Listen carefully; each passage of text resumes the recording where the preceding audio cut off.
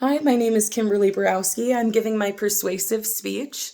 This is my audience, my grandma, my mom, my brother, and my nephew are on the phone, and my friend Reagan. Okay. Imagine having the flu or breaking a bone. You feel terrible and go to the emergency room or the doctor's office for a remedy. No one judges you, no one assumes you're lying, and no one tells you to just walk it off or think about it differently. Now imagine you're experiencing a heightened case of depression, anxiety, or panic. You can't get out of bed, the idea of showering feels like walking on needles, and you can't imagine trying to explain what you're feeling and thinking to someone else.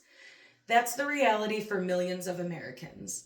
As someone who has experienced various mental health challenges, and as someone who has lost multiple friends to suicide, I've seen the everlasting damages that stigma can have and how hard it is to get proper care, even after seeking for it.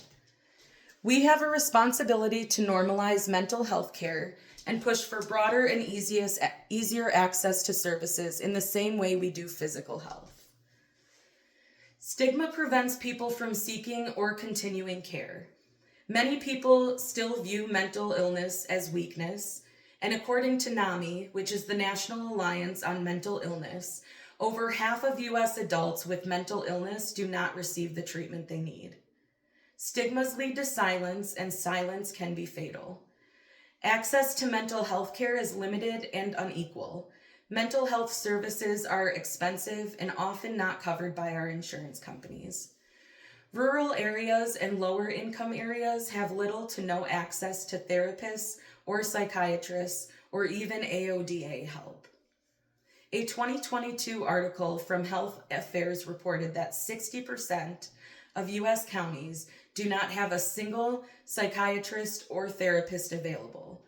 That means that even if people sought help, they wouldn't be able to receive any. So how can we help?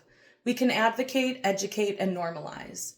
We can start by talking more openly about mental health with our families, friends, community members, and even on our social media platforms. We can educate ourselves on policies that help support mental health and suicide prevention.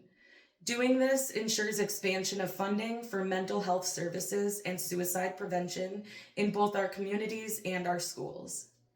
We can challenge stereotypes when we hear them. By doing this, we incite change, and change starts with simple conversations. In conclusion, mental health deserves the same compassion, accessibility, urgency as physical health. We've looked at how stigma can silence people, how our system fails to provide access, and the ways we can impact change. You never know who is struggling in silence. 1 in 6 people struggle. Those statistics indicate that you and I both know or love at least one person who is struggling. Let's make sure no one feels ashamed to share their struggle or ashamed to seek the help they need.